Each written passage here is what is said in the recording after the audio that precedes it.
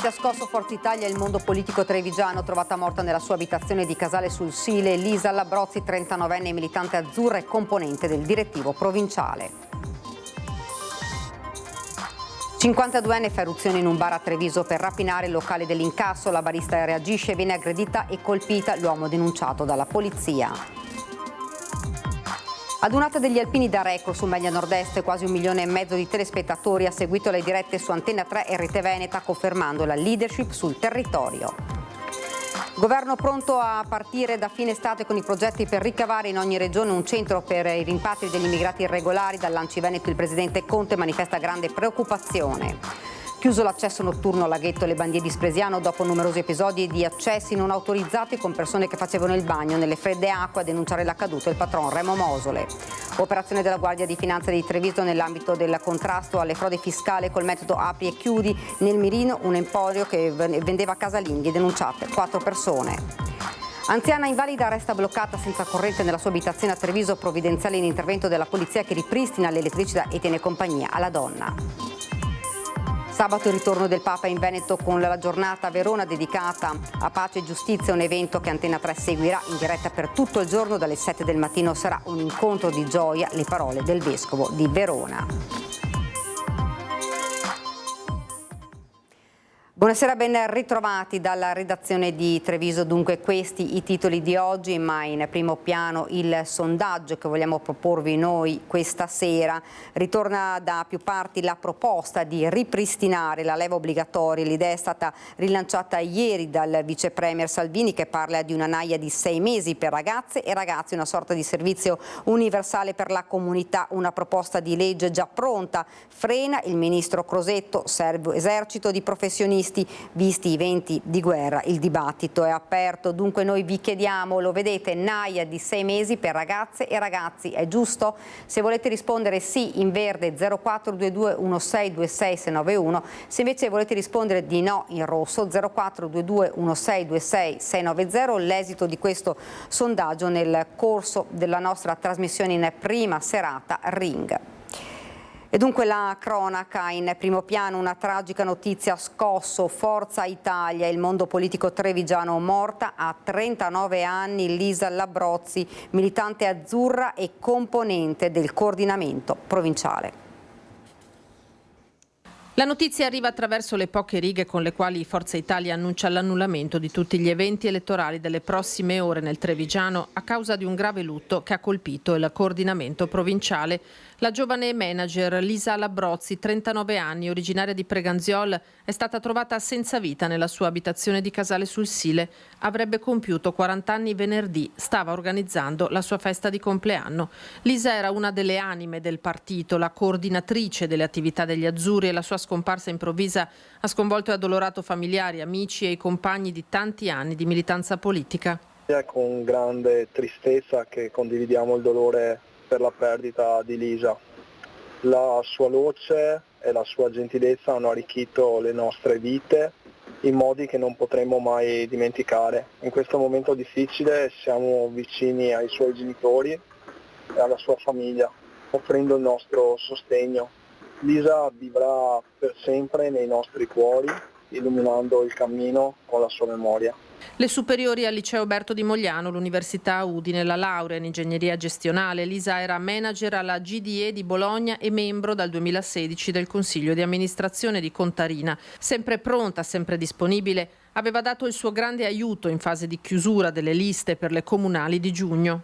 Una ragazza splendida, luminosa, sempre disponibile per tutti noi, sempre collaborativa. Una persona estremamente preparata e capace. Sono stati i genitori, trovandola priva di sensi, a chiamare i soccorsi, ma il 118 ne ha potuto solo dichiarare il decesso. Sul posto anche i carabinieri, la data dei funerali non è ancora stata fissata. Continuiamo con la cronaca. Sono bastati pochi giorni alla polizia per individuare il presunto responsabile di una tentata rapina in un bar di Treviso, aggredita la barista, denunciato un 52enne. Tentata rapina giovedì scorso in pieno giorno al Bar Civico 19 a 2 passi dallo stadio Tenni e proprio di fronte al comando della polizia locale. Sono circa le 12:30 quando entra quello che inizialmente sembra un normale cliente. In quel momento c'è solo la barista. Le bastano pochi istanti per capire quali siano invece le vere intenzioni dell'uomo. A raccontare quei minuti il titolare del bar. Ha provato a prendere con un po' di raggiri dei soldi dalla cassa. La ragazza a quel punto chiama la polizia. La persona si è fiondata sulla cassa e hanno avuto una colluttazione perché la ragazza si è difesa e non gli ha dato neanche, non gli ha consegnato il denaro. L'uomo nel frattempo si allontana mentre in via Castello d'Amore arriva una volante della questura che raccoglie la testimonianza della barista, costretta poi a ricorrere alle cure dell'ospedale. Aveva dei lividi, dei graffi e ha preso 5 giorni di prognosi. Le successive indagini permettono agli agenti di risalire al presunto responsabile, un 52enne italiano già gravato da precedenti per reati contro la persona e contro il patrimonio, che riconosciuto dalla stessa ragazza tramite individuazione fotografica viene denunciato per il tentativo di rapina. Intanto la barista è pronta a tornare al lavoro. La ragazza sta bene, infatti torna al lavoro domani, però sta bene, nel senso è una... insomma, già non consegnandogli il denaro, chiunque altro avrebbe dato direttamente il denaro senza mettersi in mezzo, invece lei ha fatto resistenza, insomma. Ed ora parliamo dell'adunata alpina di Vicenza, record di ascolti per Media Nord-Est. L'adunata dei record sulle emittenti dei record, dove gli alpini sono di casa e dove ancora una volta hanno fatto breccia nel cuore di quasi 1,5 milioni di telespettatori che hanno seguito l'adunata di Vicenza su Antenna 3, Rete Veneta e TV12. Un segnale chiaro di un legame profondo che il gruppo Media Nord-Est ha saputo costruire e mantenere con il territorio. Dunque, ancora una volta, record infranti per il gruppo Media Nord-Est, che ha trasmesso l'evento con una copertura integrale iniziata dalle prime ore della mattina e che si è protratta fino alle cerimonie serali, offrendo interviste, immagini esclusive e momenti di grande emozione che hanno catturato gli spettatori davanti allo schermo, confermando una supremazia schiacciante rispetto a tutta l'offerta televisiva locale concorrente. Antenna 3, leader assoluta per ascolto medio e ancora una volta prima TV in Veneto. Rete Veneta si conferma al secondo posto assoluto per ascolto medio, certificato Auditel. Una diretta, la nostra, vista in tutto il mondo con messaggi dal Sudafrica, Stati Uniti, Canada, Romania, Germania e Spagna e che ha saputo abbinare emozione e cronaca, racconto e suggestione. 1,5 milioni di grazie agli alpini e al Veneto. E adesso appuntamento a Bibbione, dove si terrà la prossima adunata triveneta, con noi di Media Nord-Est, sempre al fianco delle penne nere. E dopo l'adunata di Vicenza, le penne nere guardano al futuro, i prossimi appuntamenti, primo raduno Triveneto a Bibbione e poi quello di Conegliano. Occhi ancora lucidi per l'emozione di un'adunata che sarà difficile dimenticare. Cittadini ma anche turisti stranieri stretti attorno alle penne nere per una 3 giorni di festa. Ma se domenica a Vicenza si è conclusa questa 95esima adunata nazionale, le penne nere sono già al lavoro per organizzare altri 2 appuntamenti importanti. Il primo è a Bibbione dal 14 al 16 giugno per il raduno Triveneto. Dobbiamo andare un sabato, andremo giù in sopralluogo, perché abbiamo il passaggio della stecca, perché come sapete tutti nel 2025 avremo la Triveneta a Conegliano. Dunque farà un mese il raduno del terzo raggruppamento Triveneto che verrà organizzato dalla sezione di Venezia e poi la stecca passerà nelle mani degli alpini di Conegliano che sono già al lavoro. Siamo già partiti circa 3 mesi fa, manca ancora un anno già a oggi, ma noi siamo già a buon punto.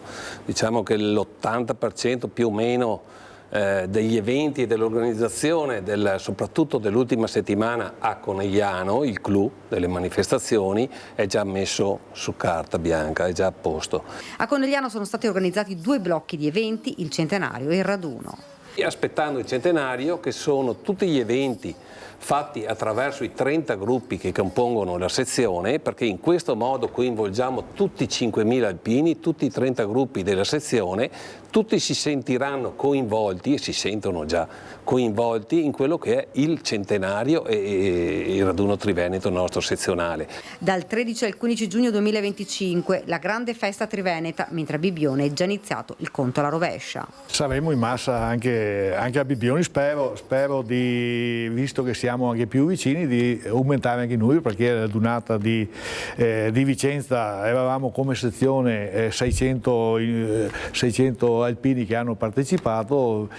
A Bibbione spero che sicuramente aumenteremo i numeri, saremo sicuramente in massa molto numerosi. Intanto rimangono vive le immagini della grande festa a Vicenza, dove i numeri da record hanno fatto da cornice. Governo pronto a partire da fine estate con i progetti per ricavare in ogni regione un centro per i rimpatri degli immigrati irregolari già dopo l'estate. Il sottosegretario all'interno Molteni parla di ristrutturare i siti già esistenti e condividere con i territori la realizzazione di nuove strutture, ma dall'Anci Veneto il presidente Conte manifesta grande preoccupazione nel nord-est, l'unico presente è a Gradisca di Sonzo.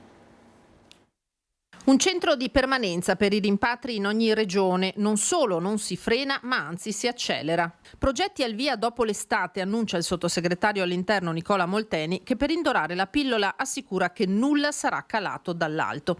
Come presidente dell'Anci Veneto, ma anche come sindaco di Treviso, Mario Conte da una parte parla di strutture fondamentali, ma dall'altra non nasconde i timori degli amministratori locali. Io credo che i CPR, questi centri di rimpatrio, siano certamente importanti. Poi ci sono all'interno delle province delle comunità che hanno già dato da un punto di vista dell'accoglienza, e credo che Treviso da questo punto di vista sia un esempio a livello nazionale, perché ha sia centri di accoglienza come la Caserma Serena e siamo anche impegnati sul fronte dell'accoglienza diffusa. Come comuni del Veneto siamo un po' preoccupati, perché il Veneto è una regione che ha già dato molto da un punto di vista dell'accoglienza. 10 in questo momento i CPR in Italia, solo 9 quelli attivi. Ne mancano dunque all'appello altrettanti. In qualsiasi zona si decida di posizionarlo, quella di un centro in cui trattenere i migranti irregolari in attesa di espulsione è una presenza scomoda per comuni e province, siano politicamente di destra o di sinistra. Dal governo assicurano di avere già pronti studi di fattibilità che però, garantisce Molteni, devono trovare corrispondenza nella volontà territoriale. Da qui la richiesta dell'Anci di discuterne preventivamente. L'appello che faccio al governo è quello di aprire un tavolo di confronto con i territori per capire se e quali possono essere i territori oggi destinati a questo tipo di nuova formula di ospitalità. Ovviamente Treviso da un punto di vista dell'accoglienza e dei centri di accoglienza ha già dato. Chiuso l'accesso notturno al laghetto Le Bandie di Spresiano dopo numerosi episodi di accessi non autorizzati con persone che facevano il bagno nelle fredde acque. A denunciare l'accaduto il patron Remo Mosole durante la conferenza stampa di presentazione della Gravel for Fun in programma il prossimo fine settimana. Ho chiuso il passaggio perché venivano di notte a rubare, venivo di notte a nuotare. Pesca e tuffi notturni nel lago Le Bandie di Spresiano, episodi che hanno spinto Remo Mosole a prendere la decisione di chiudere il cancelletto d'accesso quando cala il buio, una scelta obbligata per evitare possibili incidenti anche dal tragico epilogo. È un pericolo pubblico perché l'acqua a 15 gradi e di notte si può prendere un grampo, cosa come. Quando succede l'incidente, va bene che è zona turistica alberghiera, ma è sempre un poco piacevole quando succede qualcosa di brutto, perché dopo la colpa la vanno a cercare gli altri. Un'area molto frequentata, soprattutto da sportivi, ma anche da famiglie. Quello è fatto per camminare, per passare tempo, per bere qualcosa insieme, per chiacchierare, per contarsi le storie, soprattutto quando ci sono tante carrozzelle in giro con i bambini, cosa come, per me sono ancora più felice. Un'oasi di pace che tale deve rimanere, dice a gran voce Mosole, che lancia un appello a chi frequenta l'ex cava. Non createmi problemi con la sporchizia che portate da casa, perché io la devo raccogliere e sono stufo a raccogliere la roba degli altri. Come trovate, lasciatelo come l'avete visto. E continuiamo sempre con la cronaca. Operazione della Guardia di Finanza di Treviso nell'ambito del contrasto alle frodi fiscali col metodo apri e chiudi, denunciate 4 persone. È il cosiddetto metodo apri e chiudi, quello portato alla luce dalle Fiamme Gialle di Treviso, che hanno scoperto un emporio specializzato nella vendita di articoli casalinghi e altri prodotti non alimentari. Per oltre 10 anni gestito da imprese che, dopo essere diventate insolventi, hanno sistematicamente trasferito personale, attrezzature e magazzino alla successiva impresa costituita ad hoc, che ha continuato a operare sempre nello stesso luogo con gli stessi clienti e fornitori, cambiando solo nome e partita IVA. Le indagini sono partite dopo una verifica fiscale nei confronti di una società che aveva gestito l'emporio e, prima di essere avviata alla liquidazione, quando ormai aveva accumulato debiti tributari per 430.000 euro, aveva ceduto il ramo d'azienda ad un nuovo soggetto giuridico che di fatto era subentrato nella conduzione del negozio. Da qui ulteriori approfondimenti, andando anche indietro nel tempo, che hanno consentito di ricostruire lo schema. Denunciati per sottrazione fraudolenta al pagamento delle imposte, omessa dichiarazione e utilizzo di fatture per operazioni inesistenti 4 amministratori stranieri che a partire dal 2012 si sono succeduti nella conduzione dell'emporio con un fatturato annuo di circa 1,5 milioni di euro e 15 dipendenti. Il GIP del Tribunale di Treviso ha disposto il sequestro preventivo per circa 300.000 euro, pari alle imposte evase, in esecuzione del quale i finanzieri del gruppo di Treviso hanno bloccato disponibilità finanziarie, 2 immobili in provincia di Venezia, 2 autovetture e una partecipazione societaria in un'impresa con sede nel Veronese. Ed ora ci fermiamo per una piccola pausa pubblicitaria.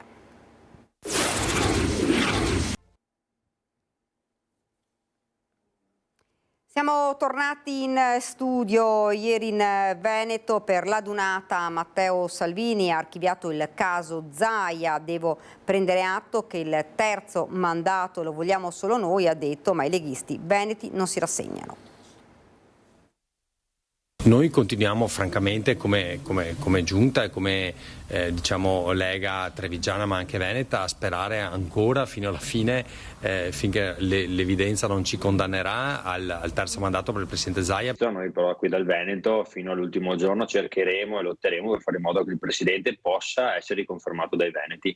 Questa è una nostra battaglia, una battaglia che penso gran parte dei veneti voglia portare avanti e noi sicuramente con loro. Non si vogliono rassegnare alle parole del leader Matteo Salvini, leghisti veneti per i quali Luca Zaia resta l'unico candidato in grado di succedere a se stesso. Certo, il segretario prima a Vicenza per l'adunata, poi a Treviso per la presentazione del suo libro è stato netto come non mai. Per il dopo Zaia ho già 10 nomi, il concetto ribadito più volte da Salvini, che archivia così la battaglia sul terzo mandato. Lo vogliamo solo noi, le altre forze politiche sono tutte contro, non posso riproporlo. La constatazione con il relativo cambio di scenario. A Salvini si rivolge lo stesso Villanova. Di non gettare la spugna, io penso che questa sia una battaglia che vale la pena combattere e soprattutto noi qui in Veneto lo sentiamo particolarmente e quindi voglio pensare che tutto il partito si muova per garantire questa possibilità a Zaia e ai veneti. Già partito ovviamente il Totonomi, c'è chi darebbe in pole position Alberto Stefani, attuale segretario regionale, non si può escludere l'attuale vicegovernatrice Elisa De Berti, Salvini stesso ha ipotizzato una donna.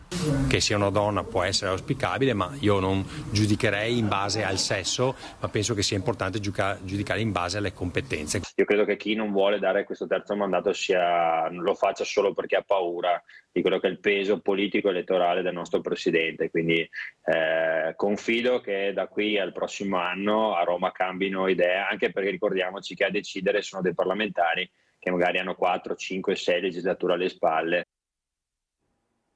Continuiamo con la politica, con le elezioni europee. Questa mattina sotto la loggia dei 300 a Treviso la presentazione del candidato veneto di Azione Carlo Pasqualetto. Io credo che il Veneto sarà la regione che permetterà ad Azione di superare il 4% anche grazie a candidature come Carlo Pasqualetto. 35 anni, sposato, padre di una bambina, Carlo Pasqualetto è il candidato veneto di Azione alle prossime europee di giugno. Una laurea conseguita a Parigi, poi il trasferimento a Milano dove inizia a lavorare nel mondo della finanza. A 27 anni, grazie ad Industria 4.0, con alcuni amici crea una start-up che produce software per le imprese manifatturiere. Da anni impegnato in politica come consigliere comunale a Padova, punta a portare la sua esperienza come imprenditore in Europa, un'Europa chiamata a sostenere il Veneto nelle sue sfide future. Mancano gli investimenti per trasformare la grandissima capacità di impresa e di manifattura che abbiamo in un campione internazionale anche tecnologico. Imprese che, sottolinea Pasqualetto, sono ostacolate dalla carenza sul territorio del sistema bancario. Per fare impresa ci vuole la finanza e questo è qualcosa che oggi, se demandato a scelte che arrivano da Milano a Torino, le risposte sono troppo lente. Sguardo rivolto poi anche ai giovani perché venga fermata la loro fuga dall'Italia. Scappano e vanno in luoghi che gli sembrano più attrattivi, che poi la realtà dei fatti sono anche complicati. Però non capita al contrario, non abbiamo giovani che dal resto d'Europa vengono qua da noi, quindi qualcosa non sta funzionando qui nel nord-est. Accanto a Pasqualetto, Nicolò Rocco e Fabio Pezzato, siamo pronti, hanno ribadito, a sostenere Carlo in questa sfida, è il candidato giusto per il Veneto. Noi come Azione parliamo alle imprese venete grazie a un candidato come Carlo Pasqualetto che viene dall'impresa e ha proposte per fare in modo che il Veneto, grazie all'Unione Europea, torni ad essere competitivo. Giovane, europeista e aperto alle nuove tecnologie, quello che si parlerà per il futuro. Noi, ecco, Azione Treviso, provincia, tutte le sezioni della provincia lavoreranno come fossimo noi direttamente i candidati a queste elezioni. Ed ora una notizia curiosa: un'anziana invalida è rimasta senza corrente ed ha chiesto aiuto alla polizia.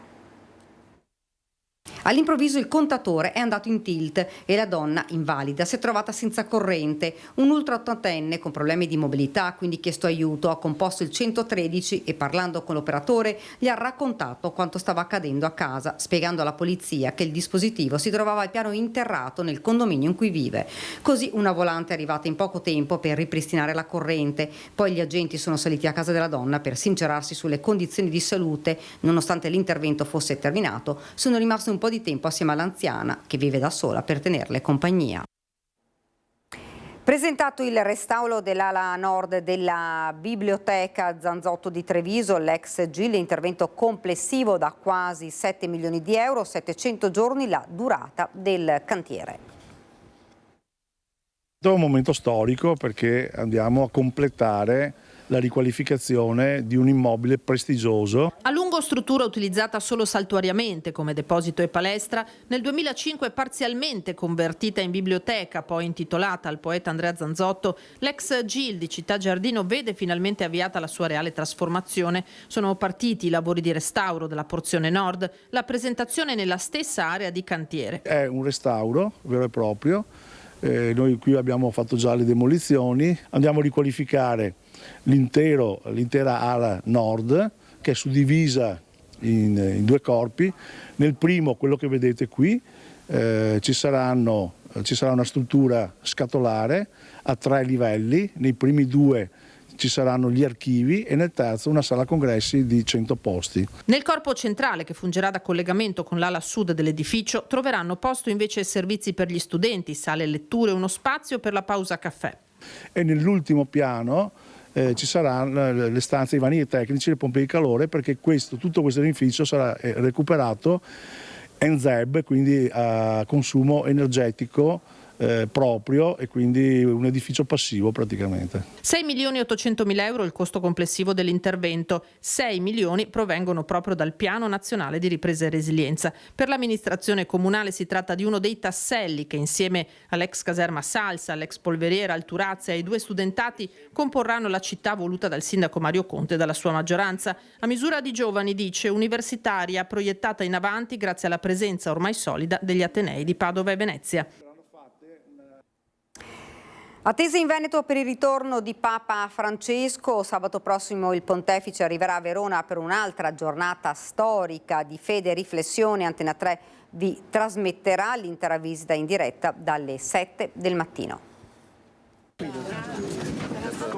Torna in Veneto a meno di un mese dalla giornata storica di Venezia Papa Francesco, e lo farà con un messaggio potente in un momento in cui i venti di guerra soffiano più forti che mai. Giustizia e pace si baceranno, le parole di Isaia scelte per il suo arrivo a Verona sabato prossimo. Una visita segnata da momenti unici, intimi e collettivi di preghiera e riflessione che Antenna 3 vi racconterà come sempre rigorosamente in diretta dalle 7 del mattino fino ai TG della sera. Lo faremo con i nostri inviati sul campo nei diversi luoghi scelti dal pontefice per portare la sua testimonianza di fede. Dopo l'atterraggio dell'elicottero papale nel piazzale dello stadio Bentegodi, dove sarà accolto dalle autorità, Francesco inizierà la sua giornata prima nella basilica di San Zeno con i sacerdoti e i consacrati, poi in piazza con i bambini e i ragazzi. Seguirà l'incontro in arena dedicato proprio alla giustizia e alla pace, parola quest'ultima che il Santo Padre non si è mai stancato di ripetere, così come non mancherà nuovamente la sua vicinanza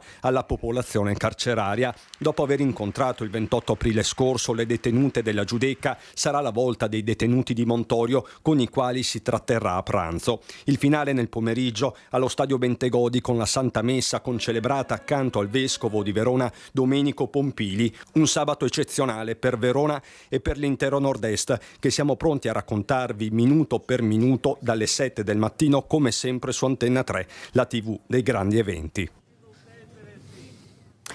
E mentre in città cresce l'attesa per l'arrivo del Santo Padre di sabato, la nostra intervista al Vescovo di Verona che ripercorre i significati di questa visita. Tutto è pronto a Verona per l'arrivo sabato di Papa Francesco. Monsignor Domenico Pompili, Vescovo di Verona, racconta questi giorni di attesa e di intenso lavoro. Cosa si aspetta la diocesi e la città di Verona da questa visita? Ma fondamentalmente due frutti: da un lato la gioia del Vangelo, di cui il Papa è un interprete affidabile, come recita il titolo della sua enciclica Evangelii Gaudium, e dunque una rinnovata scioltezza e vivacità nell'annuncio del Vangelo che rappresenta anche oggi una straordinaria maniera di guardare all'esistenza, appunto segnata dalla gioia più che dalla depressione o peggio dalla tristezza. E dall'altra il dono della pace, da invocare per le tante situazioni lacerate che contraddistinguono il tempo che stiamo vivendo. Un incontro, quello con il Santo Padre, che arriva al termine di un percorso comune di tutta la diocesi scaligera. Volevamo evitare che la visita fosse un masserratico, un giorno così fuori dal contesto, mentre invece è stata lungamente attesa dal 24 novembre dello scorso anno, quando abbiamo dato l'annuncio, e direi che avrà proprio per questo essere stato lungamente attesa anche una sua continuazione, sia sulle grandi questioni della pace sia per quel che riguarda le grandi questioni dell'evangelizzazione di oggi. Giornata di festa, ma nel senso più autentico del termine, cioè di una ragione che metta insieme le persone e che possa farle entrare dentro un contesto di amicizia e, per quel che riguarda la Chiesa, dentro una relazione ancora più profonda con Dio. Del resto la Chiesa questo è, per un verso segno dell'intima unione con Dio e per un altro verso strumento dell'unità di tutti. Prevenzione del tumore al seno, l'iniziativa congiunta di Avis e l'ILT per lo screening delle giovani donatrici che potranno sottoporsi a uno screening gratuito. Avis, con la capillarità diffusa sul territorio provinciale, ci aiuta a promuovere la nostra mission, prevenire e vivere. In questo caso parliamo della prevenzione del tumore al seno e della diagnosi precoce. Avis di Treviso e l'ILT insieme per la prevenzione, con un'iniziativa che punta a intercettare centinaia di giovani donatrici che potranno sottoporsi gratuitamente a uno screening senologico. È rivolta praticamente ai 900 donatrici di Avis presenti nel territorio dell'Opitagino Mottense, donatrici che hanno un'età compresa tra i 18 e i 49 anni e alle quali abbiamo indirizzato una mail di invito per la serata informativa del 15 maggio a Palazzo Foscolo Uderzo alle 20:30. Consideriamo che in fase pre-screening possono insorgere fino al 20% di nuovi casi di tumore al seno. In Italia i nuovi casi di tumore al seno stimati nell'anno 23 erano quasi 60.000 e nei casi in cui c'è una diagnosi precoce a 5 anni c'è la possibilità di guarire intorno al 90%. Importante partecipare quindi alla serata informativa dal titolo Doniamo prevenzione a Palazzo Foscolo, ma il progetto non si fermerà all'Opitergino Mottense. C'è l'intero progetto che si svilupperà nell'arco di un quinquennio, prevede appunto l'organizzazione delle serate di informative di questo tipo, sempre con la stessa modalità e tematica, nell'intera provincia di Treviso. Altre 5 serate, quindi dal 2024 al 2029. Aperto il bando del 31esimo premio letterario Giuseppe Berto dedicato alle opere prime di narrativa. Le case editrici potranno inviare le opere concorrenti entro e non oltre il 31 maggio 2024. Entro il mese di luglio 2024 sarà resa nota la cinquina dei finalisti. Ogni anno Mogliano Veneto e Ricadi si alternano nell'ospitare la cerimonia. Quest'anno il premio verrà assegnato sabato 7 settembre a Ricadi all'interno della tenuta dove uno dei più grandi scrittori italiani del secolo Novecento, nato a Mogliano Veneto, concepì e scrisse alcuni dei suoi capolavori quali Il male oscuro e La gloria, avendo eletto, come dimora proprio questo luogo della Calabria. La nuova giuria del premio, presieduta dallo scrittore critico letterario Emanuele Trevi, premio Scarpa 2021, è tra i massimi conoscitori dell'opera di Berto, inoltre composta anche da Silvia Vallone, scrittrice e poetessa, Luigi Mascheroni, giornalista, Elena Stancanelli, autrice. Ed ora siamo arrivati alla nostra pagina da Belluno e provincia.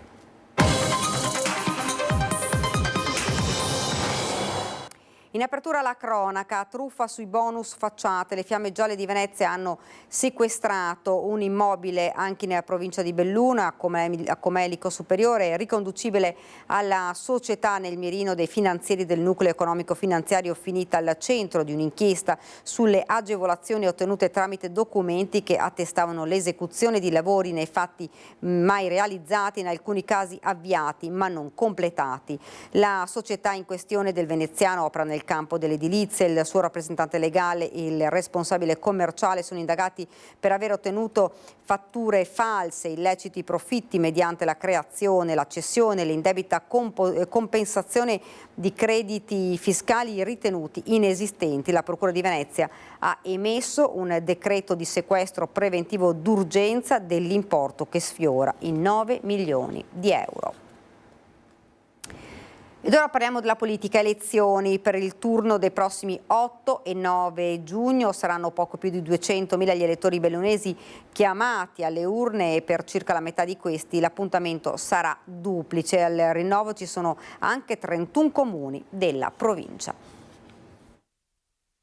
Ponte nelle Alpi, Longarone, Sedico e Borgo Valbelluna, i comuni più popolosi, comunque sotto i 15.000 abitanti. A seguire tutti gli altri, 31 in tutto, impegnati al rinnovo amministrativo nel prossimo turno elettorale dell'8 e 9 giugno. Complessivamente al voto circa 100.000 aventi diritto. A Ponte nelle Alpi lo scontro fra centro-sinistra e centro-destra vedrà impegnati da un lato Roger De Menec, dall'altro Elena Levorato. A Longarone una mezza sorpresa, la corsa solitaria di Roberto Padrin dopo la rinuncia di Giovanni Danieli, espressione di Fratelli d'Italia, che non è riuscito a chiudere la lista per la defezione di chi in queste settimane gli aveva garantito l'impegno a sostenerlo per interrompere la lunga serie di mandati del sindaco uscente. A Sedico si ripresenta Stefano Deon, che dovrà vedersela con la sua ex vice Gioia Sacchet e con Cristian Roldo. A Borgo Valbelluna si ricandida Stefano Cesa, che avrà come avversario l'attuale consigliere d'opposizione Dario Dalmagro. Tra le curiosità di questa tornata amministrativa spicca per numero di liste Limana, dove si è consumata la spaccatura del centrodestra. I candidati a sindaco sono 4: l'uscente Milena De Zanet, Marta Piccinotti, Michele Talo e Martino Fogliato. Sarà corsa contro il quorum sceso al 40% ad Alleghe, Calalzo, Chies dal Pago, Comelico Superiore, La Valle, Lorenzago, Pedavena, Perarolo, San Nicolò Comelico, San Pietro, San Tommaso, Santo Stefano, Taibon e Vallada Gordina. Si voterà anche ad Agordo, Arsier, Cibiana, Danta, Domegge, Livinallongo, Longo, Ospitale, Rocca Pietore, San Vito di Cadore, Santa Giustina, Seren del Grappa e Sette Ville. Impianti del Nevegal, ci sono grosse probabilità che la cessione delle quote della Nevegal 2021 al Consorzio Tolomeo non si chiuda lo slittamento della firma dell'accordo, un refreno nuovo per il Colle, fra gli operatori sale la preoccupazione.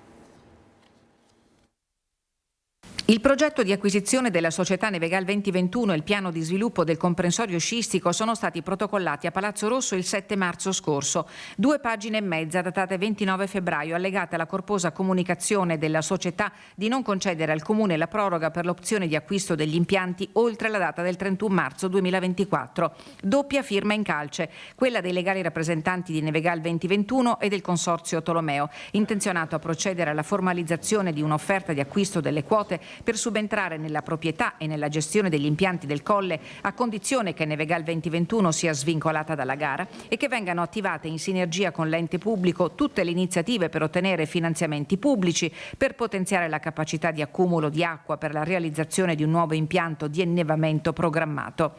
Il 25 marzo a Palazzo Rosso il piano viene presentato ufficialmente. Consorzio Tolomeo, che decide di metterci la faccia, mette le mani avanti. Siete scesi in campo? Diciamo all'80%. Nonostante l'incertezza, il 28 marzo il Comune di Belluno revoca la gara con una determina che fa seguito alla decisione assunta dalla Giunta Comunale 7 giorni prima. Oggi, a poche settimane dalla deadline di fine maggio per la necessaria manutenzione degli impianti, la cessione delle quote non è ancora stata sottoscritta e lo slittamento della firma sembra un refrain già visto. Agganciare il Consorzio Tolomeo è servito a Nevegal 2021 ad uscire dalla gara che non si sarebbe potuta concludere vista l'insostenibilità delle garanzie richieste a 12 anni. Senza la prospettiva di finanziamenti pubblici, per Consorzio Tolomeo lanciarsi in una sfida in perdita già in partenza, un'avventura pericolosa. Sull'ennesimo stop al Nevegal, che vorrebbe dire il fermo della seggiovia per l'estate e l'addio all'inverno, l'opposizione chiede chiarezza. Alla luce del fatto che l'amministrazione comunale ha revocato gli atti di gara e ha dichiarato che non è più esistente l'interesse pubblico su questa questione, chiediamo che cosa sta facendo il privato, se è intervenuto e come. Ad oggi non sappiamo ancora nulla e questo ci preoccupa. Sarà Tobia Ravà, uno dei più affermati artisti veneti, l'autore del drappo del Palio di Feltre 2024. Il nome dell'artista è stato annunciato dal presidente del Palio durante la celebrazione della messa a San Vittore, che ha aperto ufficialmente l'evento. Il Palio di Feltre è orgoglioso ed entusiasta di annunciare l'artista che è stato incaricato di realizzare il drappo del 2024, che è Tobia Ravà, uno degli artisti veneti più apprezzati a livello nazionale e internazionale. Un fil rouge lega Tobia Ravà al Palio di Feltre e riguarda i diversi livelli di lettura delle opere dell'artista padovano, così come molteplici sono i significati della manifestazione che va oltre la mera rievocazione storica. È stato questo filo a unire il nome di Ravà alla 45esima edizione del Palio di Feltre. Il nome dell'artista, fra i più affermati a livello nazionale e internazionale, è stato individuato per la realizzazione del drappo che sarà assegnato al quartiere che si aggiudicherà le gare del 2, 3 e 4 agosto. Di rielaborare un percorso che ha a che fare sia con gli animali, i cavalli in particolare, che con un percorso araldico mi stimola ed è consono alla mia idea di pittura, anche con microelementi legati alla composizione attraverso la lettera, la parola. Una visione, quella di Ravà, che fonde linguaggio dei segni, numeri e grafica con i linguaggi antichi, una impronta sempre indirizzata a visioni di pace e dialogo tra culture. Il nome dell'artista è stato annunciato in occasione della messa del Palio, che a San Vittore ha visto l'apertura ufficiale dell'evento e l'omaggio ai patroni da parte dei quartieri e del gruppo Sbandieratori Città di Feltre. C'è un'affinità elettiva con il feltro, e Feltre appare anche da questo materiale che era il materiale con cui mio nonno lavorava e anche mio bisnonno. E questa era davvero la nostra ultima notizia. Io vi lascio alle previsioni del tempo. Grazie davvero per averci seguito. Arrivederci.